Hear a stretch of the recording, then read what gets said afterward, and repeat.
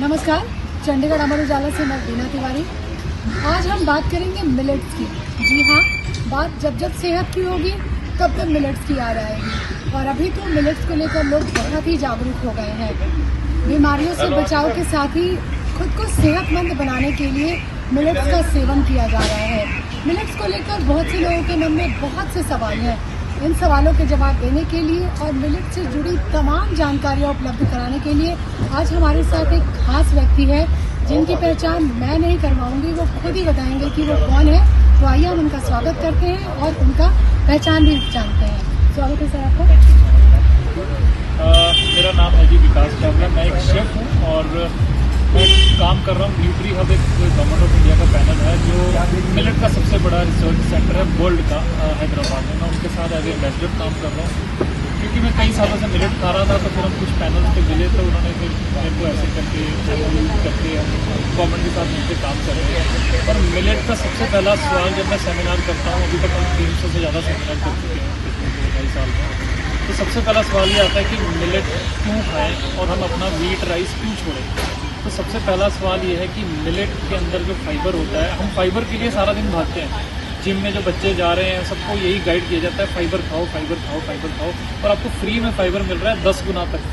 अगर आप जैसे फॉक्सटेल कंगनी है, स्वाद के चावल जो भी व्रत में खाएं, अगर ये पूरा साल खाएंगे तो चावल से 10 गुना फाइबर मिल गया आपको। तो एक तो आपको फाइबर फूड मिल गया। दूसरा, जब हम व्हीट राइस खाते हैं ना, उससे बड़ी जल्दी वो ग्लूकोज में कन्वर्ट हो जाता है। वो जो दोनों जो फूड है, जो व्हीट है, क्योंकि ये जो व्हीट हम खा रहे हैं ये वो व्हीट नहीं है जो आपके किसी टाइम आपने सुना होगा कि आपके ग्रैंड पेरेंट्स खाते थे, क्योंकि ये 50-60 साल पहले ये इंपोर्ट किए गए थे। जितने भी कनक और चावल उग रहे हैं ये हाई यील्ड वेराइटी है। तो जब भी किसी को हाई यील्ड किया जाता है ना, तो वो चीज़ एक तरह से कमज़ोर होती है। उसको ज़्यादा पेस्टिसाइड डालने पड़ते हैं, ज़्यादा खादें डालनी पड़ती हैं। 4-4 गुना तक पेस्टिसाइड डलते हैं, जो मैं किसानों के पास जाके देखता हूँ नॉर्मल विलन से। तो आप देखिए कि आप हाई यील्ड व्हीट खा रहे हैं तो इमोशनल मत होइए कि हम कनक खा रहे हैं तो हमें वो मिल रही है जो मेरी दादी खाती थी। वो है ही नहीं है ये। आप तो सो रहे थे, आपके पास एक समझ लीजिए एक आपके खाने का डिब्बा पड़ा था और आपको सोते सोते भी उठा के चेंज कर दिया। अब आप सोच रहे हो उसी में से वही चीज़ खा रहे हो, तो वो नहीं है, वो हमें नुकसान दे रही है। क्योंकि मैंने अपनी लाइफ में 10 साल पहले मिलेट लाया था तो मैंने इसका मैजिक देखा है। मैं चाहता हूँ आप सब आएँ इस पर। अब मिलेट खाने से और देखिए आप अपना फ़ायदा करेंगे और आप आने वाली जनरेशन का सबसे ज़्यादा फ़ायदा करेंगे। वो क्यों? क्योंकि जब आप ये हाई यील्ड वेराइटी की क्रॉप्स जो व्हीट और राइस ग्रो करते हैं, पंजाब की कंडीशन बताता हूँ क्योंकि मैं अभी पंजाब एग्रीकल्चर यूनिवर्सिटी के पैनल पे भी था।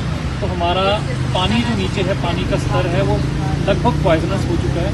इतने ज़्यादा पेस्टिसाइड डाले जाते हैं और पानी ख़त्म भी होने वाला है। अब ख़त्म क्यों होने वाला है? क्योंकि हम चावल बहुत ज़्यादा ग्रो करते हैं पंजाब में। पंजाब ने बहुत मदद की थी 50-60 साल पहले, जब हमारे पास दानों की जो ग्रेन की शॉर्टेज आई थी तो मदद की थी। लेकिन वो मदद आज वो उल्टा हो गया है। हमारी ज़मीन तक पूरी पॉइजनस हो चुकी है पेस्टिसाइड से। और अब आप पूछेंगे कि पानी ख़त्म क्यों होने वाला है? क्योंकि चावल जब आप ग्रो करते हैं ना, 1 किलो चावल, उसमें 4000 से 5000 लीटर पानी लगता है 1 किलो चावल के पीछे। और जब मिलेट ग्रो करते हैं तो आपको 200 लीटर भी नहीं चाहिए। आप देखिए एक ग्रेन आप खा रहे हैं तो 200 लीटर पानी लग रहा है, एक ग्रेन खा रहे हैं तो 5000 लीटर तक लग रहा है। तो आप देश का भी, अपनी ज़मीन का भी फ़ायदा करेंगे और अपने शरीर का भी फ़ायदा करेंगे और आने वाली जनरेशन के लिए कुछ छोड़ना चाहिए अपने बेसिकली। इसलिए आप मिलेट पे आएँ। मिलेट हाई फाइबर है। और एक चीज़ ज़रूर ख्याल रखिए, जब भी मिलेट खाना शुरू करें आपके मिलेट 8 से 10 घंटे तक भीगे होने चाहिए। 8-10 नहीं तो 6 से 8 तक भिगोना इसलिए ज़रूरी है क्योंकि जो चावल और कनक है उनका मिल्क जो फाइबर होता है, जिसको आप ब्रांड बोलते हैं या जो भी ऊपर रेशा होता है, वो सिर्फ ऊपर की लेयर पे होता है। जो मिलेट का होता है ना, वो आप जैसे ये सर्कल है उसकी डॉट तक फाइबर है। उसको भीगने में 6 से 8 घंटे लगते हैं और कोई साइंस नहीं है। तो अंदर तक पानी जाने में 8 घंटे लगेंगे। उसके बाद आप जब खाएंगे तो आपको डाइजेस्ट होगा। इसीलिए कई लोग जब बिना भिगोए खाते हैं तो वो कहते हैं कि हमें डाइजेस्ट नहीं है। तो भिगोइए ना, जैसे राजमा भिगोते हैं, चना भिगोते हैं, तो उसको भी भिगोइए। आपको भिगोना है, रात को सुबह खाना है उसको, अगर चावल की तरह खाना है। अब कुछ लोग आटे खरीद रहे हैं, वो भी कंप्लेंट कर रहे हैं कि मेरे को इतना जल्दी डाइजेस्ट नहीं होता। उसका कारण ये है कि वो आटा भी हार्वेस्ट करके उसको सीधा आटा बना देते हैं।